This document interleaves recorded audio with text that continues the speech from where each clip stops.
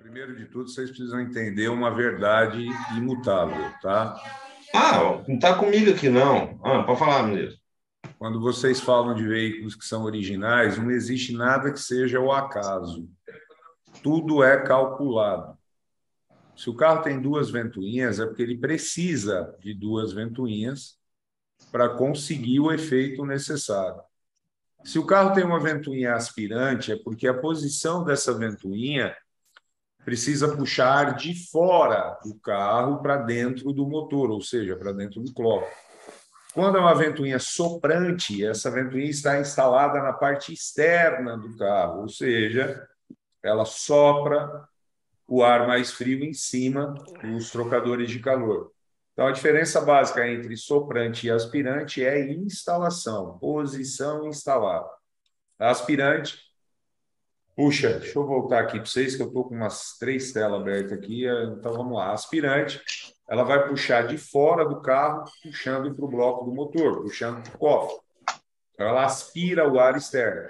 A soprante, ela está instalada na parte de fora do carro, na parte de fora dos radiadores. Então, ela sopra, ela empurra o ar de fora do carro para dentro do bloco do motor. Essa é a diferença básica. Outra coisa, montadora calcula até o suspiro que o condutor pode dar dentro do carro. Então, não existe nada que seja à toa. Se o carro vem configurado de fábrica com 2 elétrons, pode ter certeza, se eles estiverem um para o lado de dentro e um por fora, você tem um soprante e um aspirante. E o volume de ar deslocado é o que é importante para que tenha refrigeração nos trocadores de calor, tá?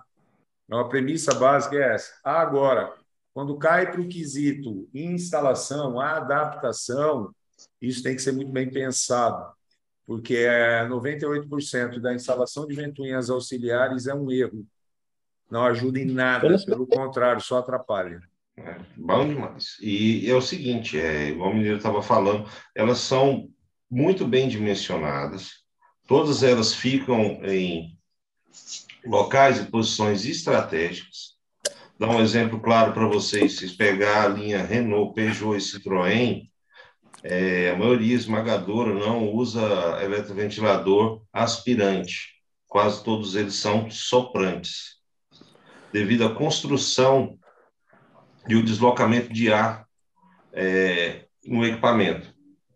Alguns outros modelos, se for pegar a linha GM, não a linha GM moderna, mas a linha GM intermediária, eles usam eletroventiladores duplos.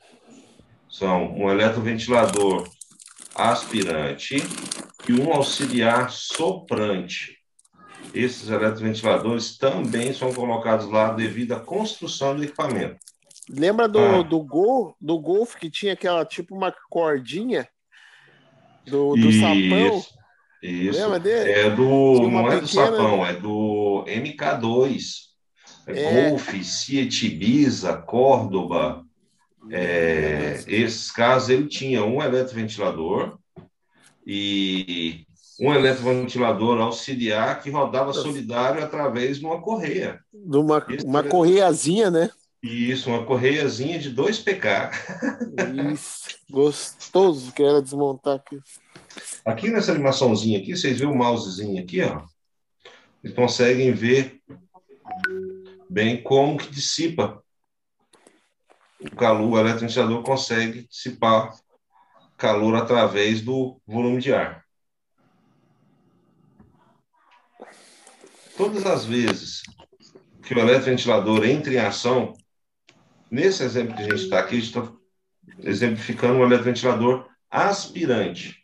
Como já tem as setinhas aqui, mas de qualquer forma eu vou colocar mais uns aqui. Às vezes alguém está no celular aí, ou então...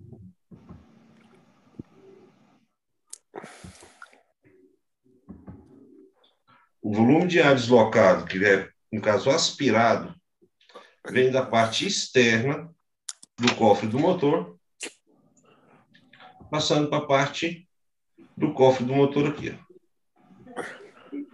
Eu podia ter colocado uma setinha azul para ficar bacana. A vermelhinha mesmo.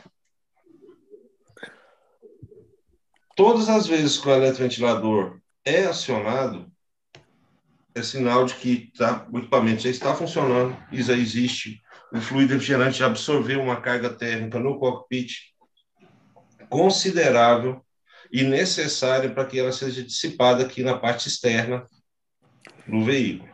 Até aí está tudo inteiro, tudo bacana.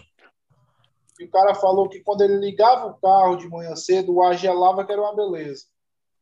Mas no decorrer do dia, o carro não gelava mais. Eu só esfriava. Aí ele trouxe o carro aqui, eu examinei esse carro. Quando o eletroventilador entrou, eu botei a charada, que o vento veio das minhas pernas. Estava invertido. Invertido. Ele jogava o calor do radiador para cima do condensador. Quando andava no carro, tinha atrito da ventilação frontal com a ventilação forçada, virava aquela massa quente ali na frente. Eu até disse para ele, mano, tu não chegou a quebrar esse compressor e nem deu defeito nesse motor, porque tu não é de pegar a estrada. Se tivesse pegado a estrada... Exatamente. Quando começa... Apesar de que é o seguinte, existe 2 fenômenos na troca de calor no condensador, tá?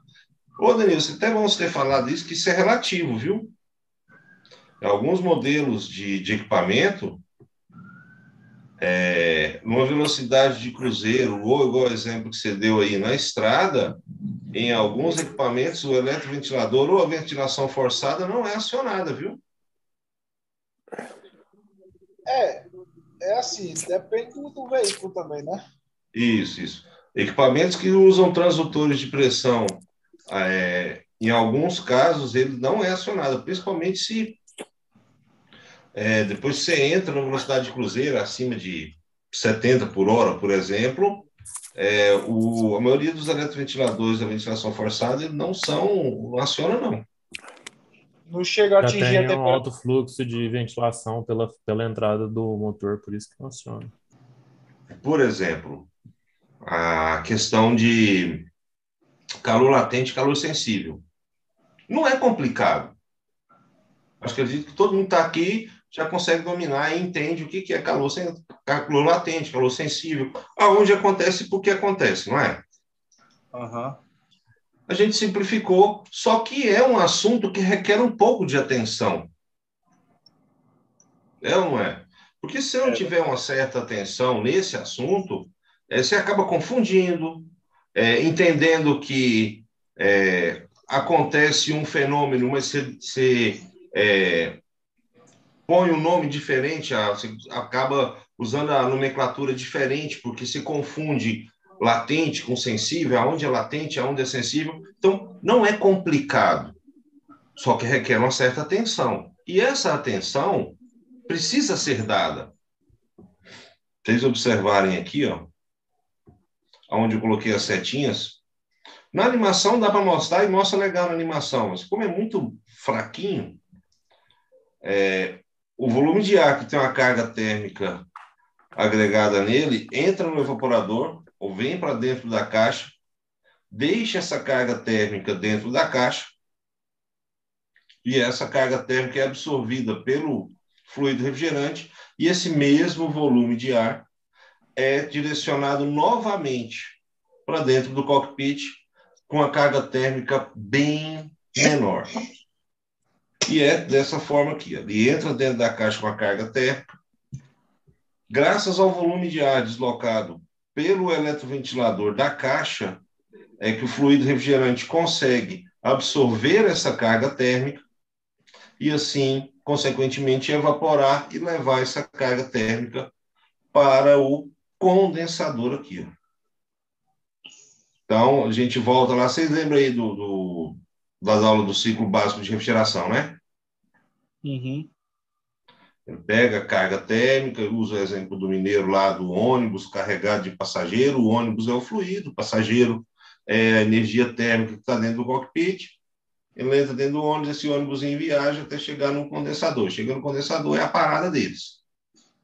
Graças à ventilação frontal ou à ventilação forçada. Aí é bem bacana entender por que ventilação forçada. O equipamento, ele é forçado, ele é obrigado, ele tem a obrigação de produzir um deslocamento de ar satisfatório para que a energia térmica que foi absorvida aqui no cockpit seja dissipada no condensador proporcionalmente. Vocês aí, que Bora, Deus bora. abençoe todo Meu mundo. Deus. Vamos que vamos. Um abraço. Boa noite, Boa galera. noite Bom para todo mundo. descanso. Valeu, valeu. Quarta-feira. Até mais.